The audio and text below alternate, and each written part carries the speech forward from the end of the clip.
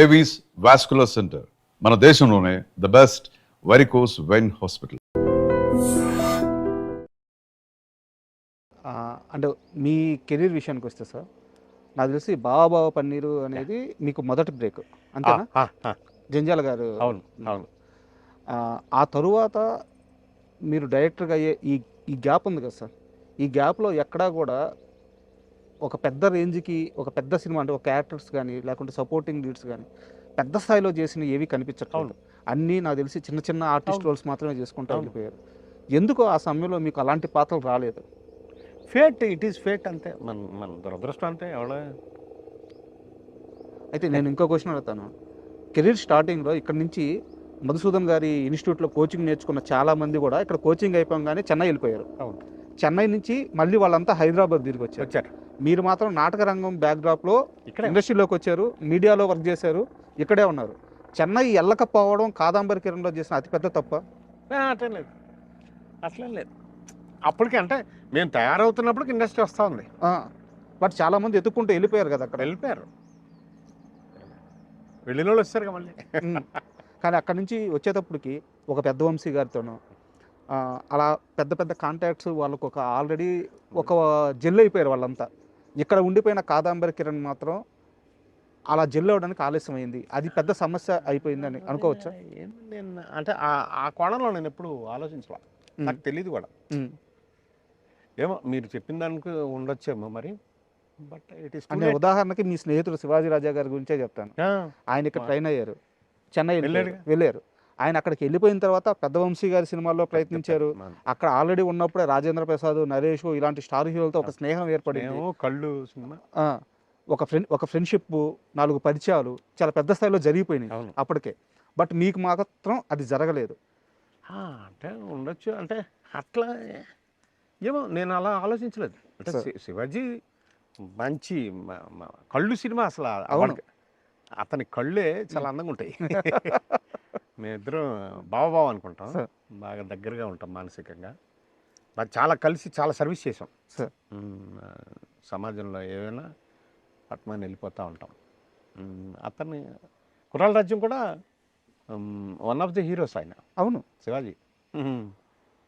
ఆనంద్, ఆలీ, శివాజీరాజు, చిన్న. అంటే మీరు కుర్రాల రాజ్యం ప్రస్తావన తీసుకొచ్చారు కాబట్టి ఒక క్వశ్చన్ సార్. కుర్రాల రాజ్యం సినిమా మీరు డైరెక్ట్ చేశారని చెప్పి ఇండస్ట్రీలో అందరికీ తెలుసు. అవును. కాకపోతే వికీపీడియాలో మాత్రం డైరెక్టర్గా వేరే పేరు ఉంది. బోయపాటి కామేశ్వరరావు సంథింగ్ ఏదో పేరు. బోయపాటి కామేశ్వరరావు ఉందా? అది తప్పు మరి.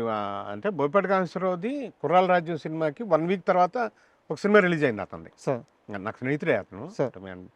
బాగా మేము శ్రీమిత్ర చౌదరి గారు, అంజిబాబు, బోయపాటి కామేశ్వరరావు, నేను నలుగురు ఎక్కువగా స్నేహంగా ఉండేవాళ్ళం గణపతి కాంప్లెక్స్. బట్ మరి ఎందుకుందో తెలీదు. కుర్రాల రాజ్యం డైరెక్టర్ కాదంబరి కిరణ్, కుర్రాల రాజ్యం మ్యూజిక్ వందే మాతరం శ్రీనివాస్. ఓకే, ఆ రెండు కూడా ఆ సినిమాలోనే బాలుగారు అబ్బాయిని ఫస్ట్ చరణ్ని ఇంట్రడ్యూస్ చేసాం సార్ సింగర్గా. సార్ బట్ అది తేడాగా ఉంది, మీకు ఒకసారి చెప్దామని చెప్పి. మరి ఎట్లా రెక్టిఫై చేయాలో తెలియదు నాకు. నేను మెయిల్ చేద్దాం వాళ్ళకంటే. సార్ అండ్ ఇందాక మీరు మాట్లాడుతూ ఇండస్ట్రీ ఇక్కడికి వచ్చి సబ్సిడీల కోసం కొన్ని షాట్లు తీసేది, తర్వాత కాలంలో అందరూ వచ్చేసారని చెప్పారు. నాకు స్ట్రైట్గా చెప్పండి, తెలుగు సినిమా ఇండస్ట్రీ చెన్నై నుంచి ఇక్కడికి రావడానికి ప్రధానమైన కారణం అంటే 1-2-3 పేర్లలో ఎవరి పేర్లు చెప్తారు మీరు? అంటే ఫస్ట్ నాగేశ్వరరావు గారు అక్కడ ఏదో ఇష్యూ తోటి వచ్చేసి ఇక్కడ అన్నపూర్ణ హోటల్లో దిగి నాతో సినిమా తీసేవాళ్ళందరూ ఇక్కడ రండి అని చెప్పేవారని అనేవారు. అంటే నేను నాగేశ్వరరావు గారు ఫ్యాన్ కాబట్టి అప్పటికే నేను అది మాత్రం గుర్తుందో ఏంటో నాకు తెలియదు. తర్వాత ఏంటంటే కృష్ణ గారి బ్రదర్సు వాళ్ళు కూడా బాగా, అంటే కృష్ణ గారి బ్రదర్స్ అంటే కృష్ణ గారే కదా అంతేలే. కృష్ణ గారు స్టార్గా ఒక దీంట్లో ఉండేవారు ఏసీలో చుట్టూరా. వాళ్ళ బ్రదర్స్ హనుమంతరావు గారు, ఆశేశ్వర గారు బాగా వాళ్ళ ఫ్యామిలీలో అంతా అలా చేసేవారు. సినిమాలు తీసే పరంగా అయితే నాయుడు గారు, జంజాల గారు లాంటి డైరెక్టర్లు, మన రేలంగ గారు వీళ్ళంతా బాగా ఇక్కడ ఆంధ్రప్రదేశ్లో, ఉమ్మడి ఆంధ్రప్రదేశ్లో బాగా చేసేవారు సినిమాలు. అలా నాగేశ్వరరావు గారిది ఎక్కువ. బట్ ఏంటంటే అప్పటి కాంగ్రెస్ ప్రభుత్వం ఈ ఇండస్ట్రీని ఇక్కడ డెవలప్ చేయడానికి ఇక్కడ స్థలాలు ఇవ్వటం, స్టూడియోలు ఇవ్వటం, అన్నీ కోట్ల విజయభాస్కర్ రెడ్డి గారు మాకు చిత్రపూరి ఇవ్వటం సార్, ఇవన్నీ అప్పుడు ఆ ప్రభుత్వంలో చెన్నారెడ్డి గారు ఇలా అందరూ బాగా చేశారు. తర్వాత ప్రభాకర్ రెడ్డి గారు బాగా, ఎంఎస్ రెడ్డి గారికి వియ్యంకుడు కోట్ల విజయభాస్కర్ రెడ్డి గారు. సో ఎంఎస్ రెడ్డి గారు, ప్రభాకర్ రెడ్డి గారు బాగా ఫ్రెండ్స్, డైరెక్టరు, రైటరు స్నేహము కలిసి ఒక టీం లాగా ఉండేవారు. సో ఎంఎస్ రెడ్డి గారి ద్వారా ప్రభాకర్ రెడ్డి గారు చిత్రపురికి బాగా సహాయం చేసి 67 ఎకరాలు ఇప్పించారు.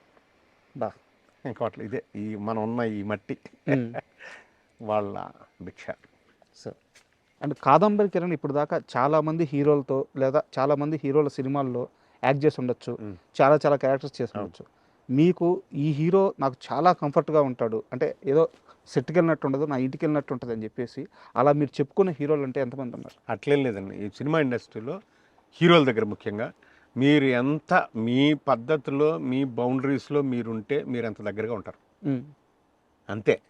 నేను ఎవరి దగ్గరైనా కంఫర్టబుల్గా ఉంటాను, ఎవరి దగ్గరైనా నా పరిధిలో నేను ఉంటాను కాబట్టి నాకు అసలు ఏ ఇబ్బంది లేదు. ఎవరైనా నాకు ప్రేమగా చక్కగా చాలా హ్యాపీగా ఉంటారు. మహేష్ బాబు గారి దగ్గర ఎక్కువ అంటే ఆయన చుట్టుపక్కల క్యారెక్టర్స్ చేస్తున్నప్పుడు ఉండే మజా ఆయన బాగా ఎక్కువ సరదాగా, ఎందుకంటే ఆయన కూడా పార్టిసిపేట్ చేస్తాడు ఆ కామెడీ దీంట్లో, ఎంటర్టైన్మెంట్ దీంట్లో, డిస్కషన్లా మాటలా చేసుకుని కొంచెం అంటే నేను దూరంగా ఉండాలని ఉండడు ఆయన. ఉంటే దూరంగా ఉంటాడు, కేరళలో ఉన్నాడంటే ఓకే, ఇక్కడ ఉన్నాడంటే మాత్రం అందరితో కలిసి ఉంటారు. అలాగే పవన్ కళ్యాణ్ గారు భీమ్లా నాయక్ దాదాపు 30 రోజులు ఎన్ని రోజులు చేశాను నేను. డైరెక్టర్ గారు, తర్వాత త్రివిక్రమ్ సార్, వీళ్ళంతా వీళ్ళ వల్ల. అయితే ఎప్పుడు నన్ను జనం మనిషి అని కూడా ఆయన పవన్ కళ్యాణ్ గారు జనం మనిషి, అతనికి కాఫీ తెప్పించిన, కాఫీ అంటే ఇష్టమని అట్లా.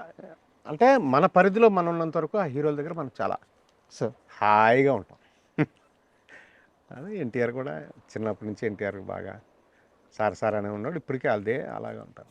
చిన్నప్పటి నుంచి తెలుసా నాకు అంటే రాజా ఉండేవాడుగా సార్, ఎన్టీఆర్ గారు బాబాయ్ రాజా, నీడ సినిమా హీరో సార్, అతను మాకు స్నేహితుడు. అతను తర్వాత లెటర్ ఆఫ్ ఎక్కువ టెలివిజన్లో ఎక్కువ ఉన్నాడు అతను. తర్వాత మనిషిగా కూడా స్నేహితుడు నాకు బాగా. ఓకే. సో అతని దగ్గర ఉన్నప్పుడు భామిని వదిన, రాజా వైఫ్, ఆవిడ మన ఎన్టీఆర్ గారి మదర్కి చెల్లెలు, వాళ్ళ నలుగురు అనమాట. శాలిని, భామిని, యామిని, ఇట్లా నలుగురు సిస్టర్స్. సో వాళ్ళు ఏ ఫంక్షన్ ఉన్నా ఏమున్నా బాబు ఇక్కడికి వచ్చేవాడు. ఎన్టీఆర్ బాగా. ఆ తర్వాత ఏంటంటే రాజా చనిపోయినప్పుడు ఓ ఫండ్ రైజింగ్ కార్యక్రమంగా ఒకటి మన వాళ్ళు ఎవరు ఆర్గనైజ్ చేస్తే నేను దాన్ని ఆర్గనైజ్ చేశా. వాళ్ళంతా చేస్తే విజయవాడలో ఫంక్షన్ చేశాం. అక్కడ అవన్నీ అతనికి గుర్తులు అనమాట. ఓ జెన్యున్గా నాకు మా ఫ్యామిలీకి ఏదో ఇబ్బంది వస్తే ఇలా చేశాడు ఇతను అనేది ఒక ఇంప్రెషన్ నాకు నా మీద. అలా ఆ గౌరవం, ఆ ప్రేమ. చిన్నప్పుడు ఎలా ఉండేవారు సార్? అంటే చాలా మంది చెప్పారు విపరీతమైన అల్లరని. చిన్నప్పుడు పిల్లలు అల్లరిగానే ఉంటారుగా. ఇంకా బాగా ఏంటంటే స్పిరిట్ బాగా యాక్టివ్గా ఉండేవాడు, ఓవర్ యాక్టివ్. అదే అతను నిలబెట్టింది, అదే అతను ఇప్పటికీ ఫ్యాన్ ఫాలోయింగ్. అది సార్ ఒక్క మనిషి ప్రపంచాన్ని వెళ్తున్నాడు అంటే మామూలు విషయం కాదు కదా. ఆ స్పిరిట్స్ అన్నీ వర్కౌట్ అవుతాయి. And for more videos, please subscribe to iDream. Please subscribe to iDream. Please subscribe iDream. And please subscribe to iDream. For more videos, subscribe to iDream. please like, share and subscribe to the channel. Congratulations, iDream. Subscribe to iDream. Subscribe to iDream. So subscribe to iDream Media. iDream ki iDream team andarki huge congratulations. Please subscribe iDream Media. Please subscribe to iDream. Subscribe iDream. Please subscribe to iDream. iDream అంటే నా కళల ఛానల్ను subscribe చేసుకున్న నోరు తిరుగుతలేదు, మీరైతే గంట గుర్తు కొట్టండి. For more such videos, please subscribe to iDream.